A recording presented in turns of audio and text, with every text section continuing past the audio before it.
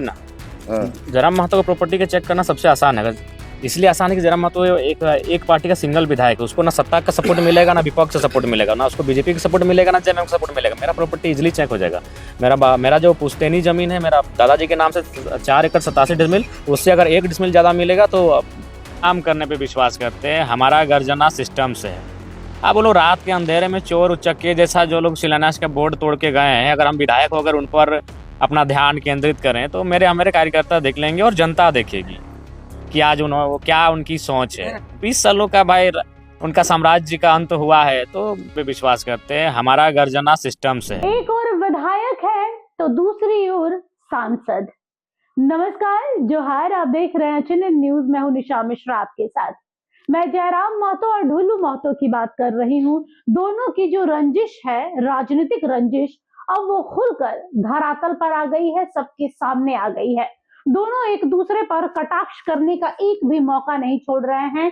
एक और जहां हजारों करोड़ रुपए की अवैध कमाई बोलिए, वैध कमाई बोलिए, रखने का इल्जाम ढुल्लू महतो पर लग रहा है, तो दूसरी ओर कोयला व्यापारियों के साथ साठ गांठ का भी आरोप लग रहा है जयराम पर। जयराम ने खुलकर बोला कि भाई मेरे पास तो अगले का सबूत है, लेकिन अगले ने जो मुझ पर आरोप लगाए हैं या कई पार्टियों के नेताओं के द्वारा जो आरोप लगाए जा रहे हैं उसके सबूत मुझे दीजिए तो मैं मानूं। मेरी पैतृक संपत्ति जितनी जमीन है उससे 1 डेसिमल भी ज्यादा आएगा तो आप जो बोलेंगे मैं वो करूंगा। आलम ये है कि फिलहाल जयराम महतो जहां जहां शिलान्यास कर रहे हैं, पोस्टर बैनर लगा रहे हैं, उसे तोड़ दिया जा रहा है, फाड़ दिया जा रहा है। इसके साथ ही जब पत्रकार ने उनसे पूछा कि भाई आपकी संपत्ति, आपके विषय में अलग अलग लोग धारणा बना रहे हैं, बातें कही जा रही है, तो उन्होंने बहुत कुछ कहा। इसके साथ ही कल जो प्रवासी जो मजदूर थे वो यहाँ पर लौट कर आए अपने वतन, उस पर उन्होंने बातचीत की। इसके साथ ही उन्होंने विजय महतो को भी याद किया जिनका शव आज भी परदेश में पड़ा हुआ है। उन्होंने कहा कि बात यहाँ शव लाने की नहीं है, बात यहाँ मुआवजे की है। हम चाहते हैं कि उनके परिवार को वो मुआवजा मिले, क्योंकि जाने वाला तो चला गया, उसके बाद मुआवजे के बाद उनके शरीर को यहाँ पर लाया जाएगा और विधिवत जो अंतिम संस्कार होता है वो किया जाएगा। एक बार सुनते हैं जयराम ने क्या कहा है। ना। हाँ। जयराम महतो का प्रॉपर्टी का चेक करना सबसे आसान है। इसलिए आसान है कि जयराम महतो एक पार्टी का सिंगल विधायक है, उसको ना सत्ता का सपोर्ट मिलेगा, ना विपक्ष का सपोर्ट मिलेगा, ना उसको बीजेपी का सपोर्ट मिलेगा, ना जेएमएम का सपोर्ट मिलेगा। मेरा प्रॉपर्टी इजीली चेक हो जाएगा। मेरा जो पुश्तैनी जमीन है, मेरा दादाजी के नाम से 4 एकड़ 87 डिसमिल, उससे अगर 1 डिसमिल ज्यादा मिलेगा तो काम करने पे विश्वास करते हैं। हमारा गर्जना सिस्टम से है। आप बोलो रात के अंधेरे में चोर उचक्के जैसा जो लोग शिलान्यास का बोर्ड तोड़ के गए हैं, अगर हम विधायक होकर उन पर अपना ध्यान केंद्रित करें तो मेरे कार्यकर्ता देख लेंगे और जनता देखेगी कि आज क्या उनकी सोच है। 20 सालों का भाई उनका साम्राज्य का अंत हुआ है, तो वे विश्वास करते हैं। हमारा गर्जना सिस्टम से है। आप बोलो रात के अंधेरे में चोर उचक्के जैसा जो लोग शिलान्यास का बोर्ड तोड़ के गए हैं, अगर हम विधायक होकर उन पर अपना ध्यान केंद्रित करें तो मेरे कार्यकर्ता देख लेंगे और जनता देखेगी कि आज क्या उनकी सोच है। 20 सालों का भाई उनका साम्राज्य का अंत हुआ है, तो लेकिन फिर भी ना। हाँ। जयराम महतो का प्रॉपर्टी का चेक करना सबसे आसान है। इसलिए आसान है कि जयराम महतो एक पार्टी का सिंगल विधायक है, उसको ना सत्ता का सपोर्ट मिलेगा, ना विपक्ष का सपोर्ट मिलेगा, ना उसको बीजेपी का सपोर्ट मिलेगा, ना जेएमएम का सपोर्ट मिलेगा। मेरा प्रॉपर्टी इजीली चेक हो जाएगा। मेरा जो पुश्तैनी जमीन है, मेरा दादाजी के नाम से 4 एकड़ 87 डिसमिल, उससे अगर 1 डिसमिल ज्यादा मिलेगा तो कहिएगा हम पे आरोप। राजनीति में स्वागत करना चाहिए। जनता ने आपको 20 साल मौका दिया था, आपने सेवा किया। अब अगर जनता ने किसी और को चुना है तो आपको स्वीकारना चाहिए। वो मेरा काम नहीं था, वो जयराम महतो का काम नहीं था। आप जयराम महतो को अगले चुनाव में कैसे हराएंगे आप उसकी तैयारी कर सकते हैं, लेकिन जो काम हो रहा है योजनाओं का, विकास का, वो जनता का काम है। उस शिलान्यास को बोर्ड को आप तोड़ रहे हैं तो आप केवल मेरे नाम को नहीं तोड़ रहे हैं या मेरे नाम के बोर्ड को नहीं तोड़ रहे हैं, आप जनता ने जो जनादेश दिया है उसे तोड़ रहे हैं। जनता के योजनाओं के, जनता के विकास के कार्यों को तोड़ रहे हैं।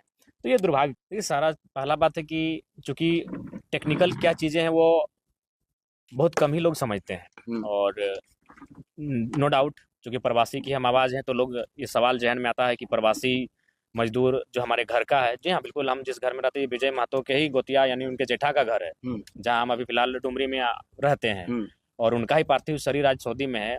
इसमें क्या है, इसमें देखिए कारण ये है कि सऊदी का रूल नियम आप भी जानते हैं, सऊदी का बहुत टफ रूल है। तो वहाँ उनको गोली लगी है।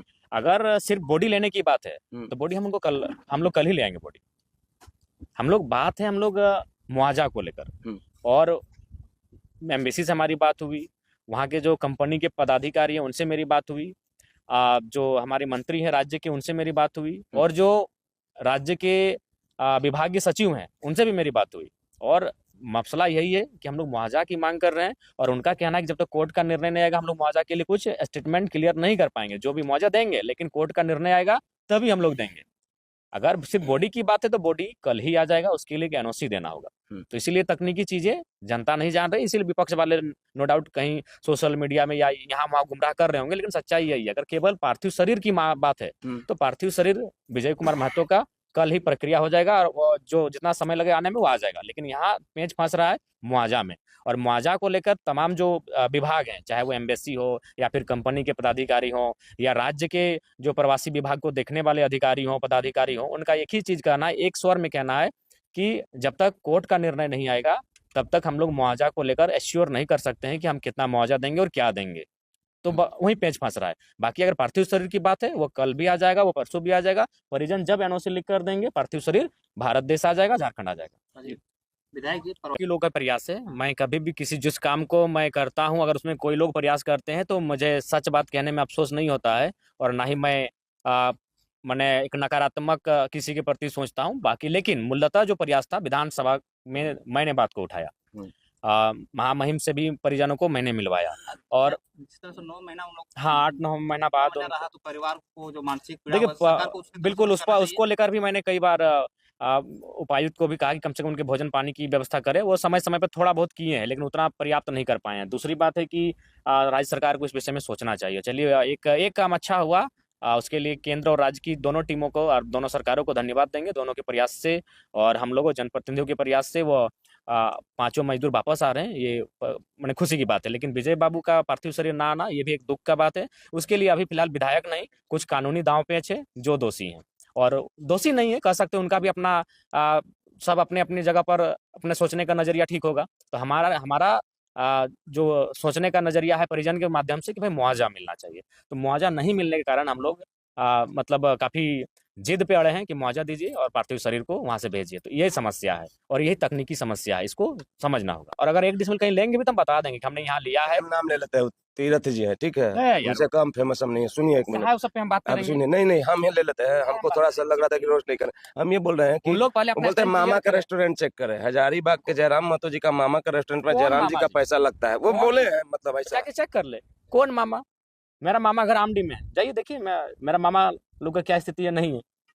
अरे उसका खुद का स्टैंड क्लियर नहीं, कोई राजनेता है, सोशल एक्टिविस्ट है, या रिपोर्टर है, या फिर माने कुर्मी और जयराम का एंटी है। साधु हैं, कितने संत हैं, पूरा दुनिया जानती है कितने, उनका क्या संकीर्ण मानसिकता है, कितनी निम्न और तुच्छ सोच है, वो सभी जानते हैं।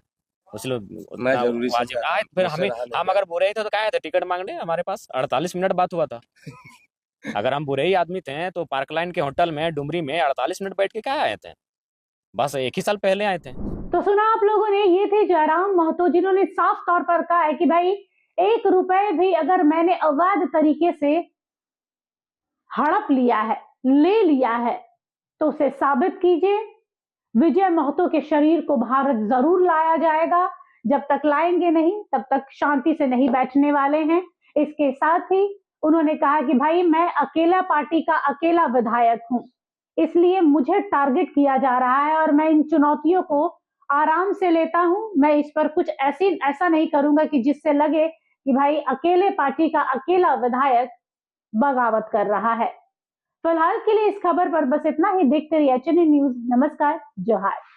अगर आपको हमारा ये वीडियो अच्छा लगा तो इसे लाइक करें, शेयर करें और हाँ, सब्सक्राइब करना ना भूलें।